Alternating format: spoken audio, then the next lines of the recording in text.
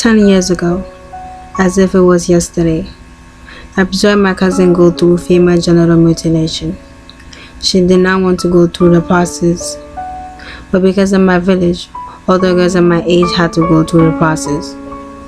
She did not have an opinion, but to follow the traditions of the village. It was the village orders, not hers. It was around summer when all this happened to my cousin. It was around 7 o'clock in the morning when I heard some woman talking outside our home. We did not know that they had came for my cousin to create a scar of a lifetime. There was some old woman standing behind our window. I was standing listening to their conversation, but I really didn't comprehend what they were saying at that moment. An old woman came in and told my cousin to wake up, as if it was a day for her to become a pure woman. My cousin didn't believe it at first, but because the old woman insisted, she got up. She took her outside where some old women were singing and dancing and celebrating as if they were celebrating a wedding. She looked around for her mother, but she was nowhere to be seen. She screamed for help and told the old woman to let her go. According to my village, to this day, your mother is not supposed to be present, as they believe you will cry or call her for help.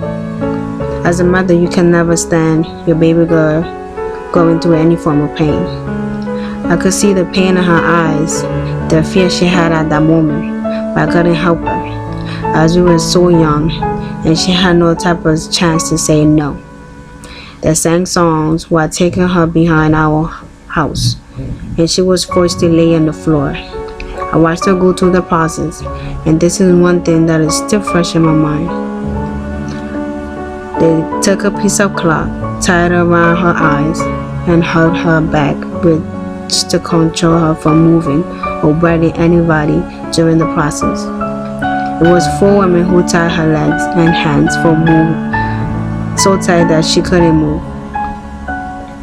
There was some old women singing, and I felt that they were celebrating her pain, but the real reason for the song was to diffuse the cries so that nobody could hear her scream. I was shaking out of my skin with fear. I sat next to my cousin so that she doesn't feel alone. The circumciser began to cut her genitals with a razor blade. She cut everything: the clitoris, the inner, the outer labia. There was so much blood. They saw the whole area. Thinking of it brings tears to my eyes. After that, she was taken into a house. She sat in a room crying. She was forced to stay in the room for 1 whole week, as they believed it was not good for her to be seen by nobody, especially their men, except the woman who was taking care of her. Because of the pain and suffering my cousin went through, it made me stand up and fight for women's rights, a future where they can say no and be heard by society. Also, parents who view female genital mutilation as a way to prepare daughters for marriage should change their mindset and recognize that the practice is a violation of rights of a woman. My advice to all girls who experience female genital mutilation is that there is still hope and a bright future. Life has to go on.